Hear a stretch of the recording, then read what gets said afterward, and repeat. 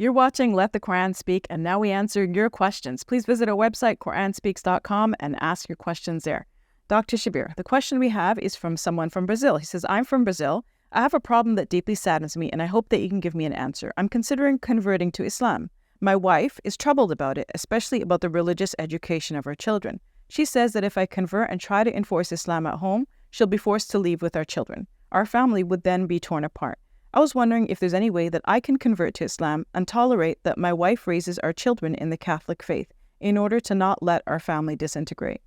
That's a tough question. Yeah, it is. It is. I can appreciate the dilemma. And normally in Islamic societies, the children will be assigned to the care of the mother until they reach a certain age.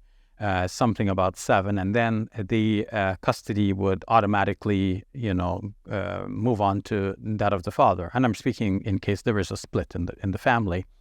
Otherwise, keeping the family together and both persons are of the same faith, this is the best that one can expect. And of course, a Muslim man, according to the Quran, can marry a chaste woman from among the people of the book, which includes Christians in general and Catholics in particular. So there's no difficulty with the marriage per se. But then about the children. So it would normally be a man's responsibility in classical Islamic jurisprudence to ensure that his children are being brought up according to the Islamic faith, even while she is in the custody of the mother, especially in the case of younger children. And he should worry that perhaps God is going to hold him responsible in case he is lax in his duty to instill the faith in the minds of his children, to help them to learn and grow within the faith. But this is a special circumstance in that now there is a choice between, tearing the family apart and on the other hand, being patient and leaving things as they are.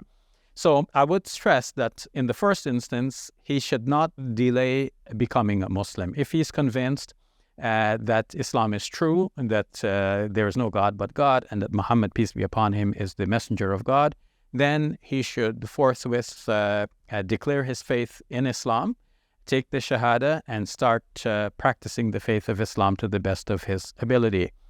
As for what one cannot control, this is already given allowance for in the Quran. The Quran says, فَاتَّقُوا اللَّهَ مَا اسْتَطَعْتُمْ. Be aware of your duty to God as much as you're able.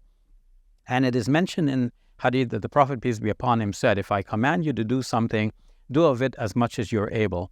And if I forbid you something, then stay away from it as much as you are able. So you see, as much as you're able. Uh-huh. In fact, the Quran even speaks more broadly about this by saying, "La yukallifu Allahu nafsan illa wus'aha." God is not going to burden a soul with that which is beyond their ability. So some things are not within our ambit, within our scope, within our ability. We just have to sometimes grin and bear it. We have to accept the circumstances are like this. But there is hope still for this brother, because while we as parents may try our best to give our children the same sort of training that we have received in Islam, there is no guarantee that we could keep our children within the Islamic faith. Uh-huh. And the flip side of that is also true, that, though this Catholic wife may be indoctrinating her children in her faith, nonetheless, these children would see also that their dad is a Muslim and may find a personal inclination towards the Islamic faith, especially if they talk to the dad and he, without going out of his way to make this happen, if he just shares with them some of his own thoughts in response to their questions, for example, Daddy, what about this? Daddy, what about that? Then his coloring of Islam within his answers may actually steer his children, even inadvertently, in the direction of Islam. In any case, and being involved in the family, being involved with his children also, and them seeing that love and affection that he has for them, right? True. Can also influence kids as well. True. And when the children become teenagers, they will start asking big questions of life, and they will find that Islam has the correct answers for those big questions in life, or at least satisfying answers that are non-contradictory and that are very meaningful and very sensible. Thank you for that, actually. You're welcome. Assalamu alaikum. We have some exciting news to share with you. As you know, Let the Quran Speak has been on TV screens and social media for 22 years. We've been reaching people all around the world, spreading positivity and good, and helping people experience the beauty of Islam and the accomplishments of Muslims. We've been shooting in this very space for the past 2 decades. And now, with the help of Allah, we're about to get the keys to Muslim Media Hub. If you like what we're doing, you're gonna love Muslim Media Hub even more.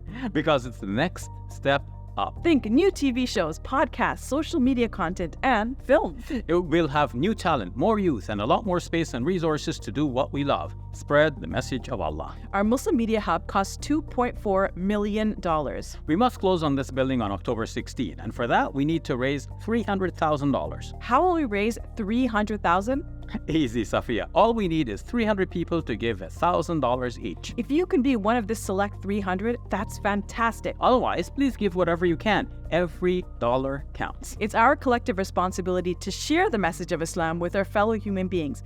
Please help establish Muslim Media Hub so we can do this. It's a sadaqah jariyah, something that will continue to be of benefit to the Muslim community long after we are gone. Thank you, and may Allah bless you and your loved ones today and always. Assalamu alaikum.